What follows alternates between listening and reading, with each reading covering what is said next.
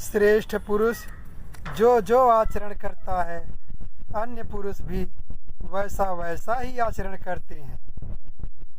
वह जो कुछ प्रमाण कर देता है, समस्त मनुष्य समुदाय उसी के अनुसार बरतने लग जाता है। हे अर्जुन, मुझे इन तीनों लोकों में न तो कुछ कर्तव्य है और न कोई भी प्राप्त करने योग्य वस्तु अप्राप्त है, तो भी मैं कर्म में ही बरतता हूँ। क्योंकि हे पार्थ, यदि कदाचित मैं सावधान होकर कर्मों में न बरतूं तो बड़ी हानि हो जाए। क्योंकि मनुष्य सब प्रकार से मेरे ही मार्ग का अनुसरण करते हैं।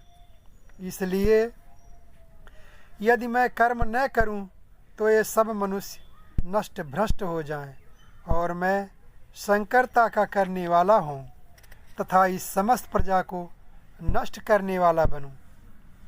हे भारत, कर्म में आसक्त हुए अज्ञानी जन जिस प्रकार कर्म करते हैं, आसक्ति रहित विद्वान भी लोक संग्रह करना चाहता हुआ उसी प्रकार कर्म करे।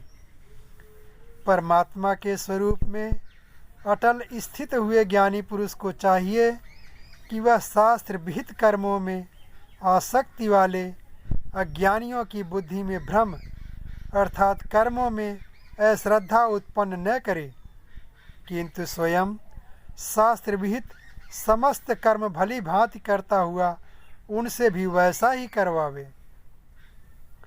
वास्तव में संपूर्ण कर्म सब प्रकार से प्रकृति के गुणों द्वारा किए जाते हैं, तो भी जिसका अंतःकरण अहंकार से मोहित हो रहा है, ऐसा अज्ञानी मैं करता हूँ ऐसा मानता है। परंतु हे महाबाहो, गुण विभाग और कर्म विभाग के तत्व को जानने वाला ज्ञान योगी संपूर्ण गुण ही गुणों में बरत रहे हैं ऐसा समझकर उनमें आसक्त नहीं होता। प्रकृति के गुणों से अत्यंत मोहित हुए मनुष्य गुणों में और कर्मों में आसक्त रहते हैं। उन पूर्णतया न समझने वाले मंद बुद्धि अज्ञानियों को पूर्णतया जानने वाला ज्ञानी विचलित न करे। मुझ अंतर्यामी परमात्मा में लगे हुए चित्त द्वारा संपूर्ण कर्मों को मुझ में अर्पण करके आशा रहित, ममता रहित और संताप रहित होकर युद्ध करे।